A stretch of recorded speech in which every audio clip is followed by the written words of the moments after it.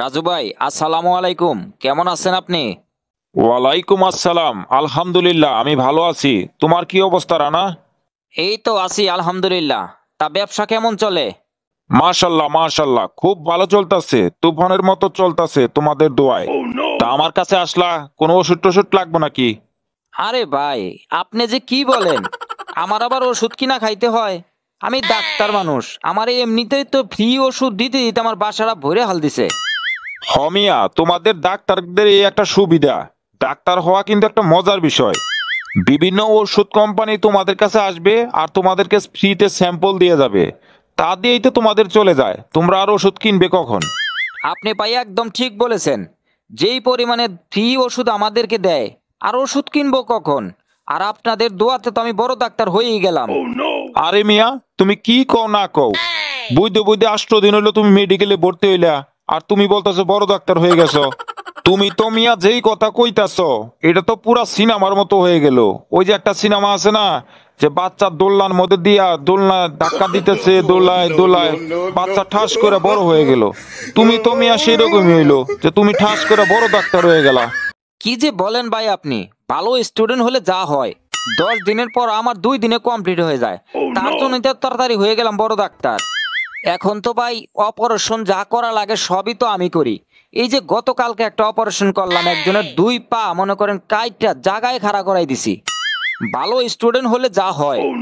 মাশাল্লাহ রানা, মাশাল্লাহ, তোমার কথা শুনে অনেক ভালো লাগলো। আর আমাদের দোয়া তোমার জন্য সব সময় আছে, তুমি আরো বড় ডাক্তার হও। এখন হয়েছে কি জানেন ভাই, এত কাজের অফার আসতেছে ভাই, মনে করেন এখন কি করব আমি? পড়াশোনাই করব নাকি ডাক্তারি করব? এই যে চেম্বারে চেম্বারে ডিউটি করব, বিভিন্ন জায়গা থেকে অফার আসতেছে। এই যে ফার্মেসি আছে না, ফার্মেসির মধ্যে চেম্বারে গিয়ে গিয়ে বসবো 4টা থেকে 10টা পর্যন্ত, আর প্রত্যেক দিন টাকা আর টাকা। আর আমি চিন্তা করলাম এই কাজটাই যদি করি, তাহলে অন্য মানুষের ওখানে করব কেন? আপনার ওইখানেই করব। আমি আমার বড় ভাইয়ের চেম্বারে বসবো, আমি আপনাদের চেম্বারে বসবো। কিন্তু রানা, আমাদের তো কোনো চেম্বার নাই।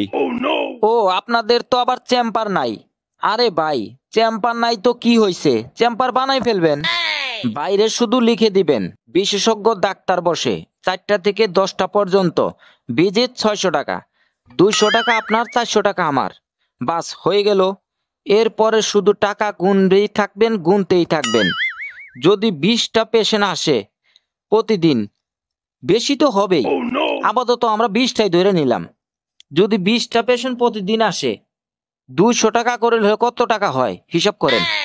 1 মিনিট ওয়েট করো, আমি দেখতেছি। 200 × 20, 4000 টাকা। 4000 টাকা একদিনে, 4000 টাকা। তাহলে এখানে আপনার চেম্বার বানাইতে কত টাকা খরচ পড়বো?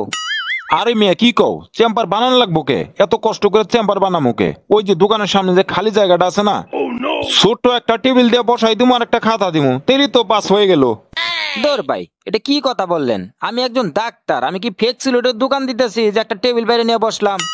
এইটা অবশ্য ঠিকই বলছো, কিন্তু চেম্বারের তেলে জায়গা পাবো কোথায়? আমার এখানে তো জায়গাও নাই।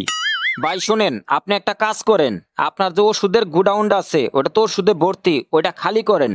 ওইখানে আমি চেম্বার বানাই, চেম্বার বানাই বসি।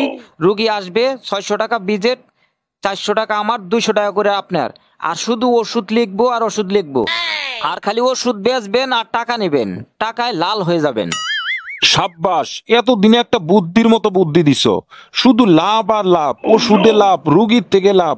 আরে মিয়া, তুমি কোনো টেনশন করো না, আমি কালকের মধ্যে সব ওষুধ টষুধ যা আছে সব ফাঁকা করে হাল দেবো।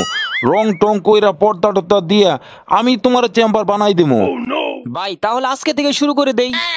আরে তুমি চেম্বার নিয়ে কোনো টেনশন করো না, তোমার মনে করো চেম্বার মনে করো হয়ে গেছে। আর মনে করো যে আজকে থেকে শুরু করা যাবে না, এই যে ওষুধপত্র একদিন নামাইতেই তো মনে করো একদিন চলে যাও, বুঝো নাই? আর কালকে থেকে নামাই, কালকে থেকে নামাইয়া 2 দিনের মতো কমপ্লিট করে মনে করো চেম্বারটা রেডি করে দেবো। তারপর থেকে তুমি মনে করো রুগী দেখা শুরু করে দিবা, পরে লাভ আর লাভ। তুমি কালকে সকালে আসো। তাইলে ভাই মনে করেন যে আপনি সবকিছু গুছাইয়া রেডি করে হাল দেন চেম্বারটা। আমি মনে করেন যে সামনে যা কিছু লেখালেখি করতে হইব, এটা আমি কমপ্লিট করে হাল দেই। তাহলে কিন্তু এই কথা রইলো। আচ্ছা ঠিক আছে ঠিক আছে, তুমি লেখালেখির কাজটা তাড়াতাড়ি সেরে আল দাও। ঠিক আছে ভাই, আমি তাহলে সবকিছু রেডি করে ফেলতেছি। তাহলে কিন্তু আপনার সাথে ডিল কিন্তু। ওকে ওকে।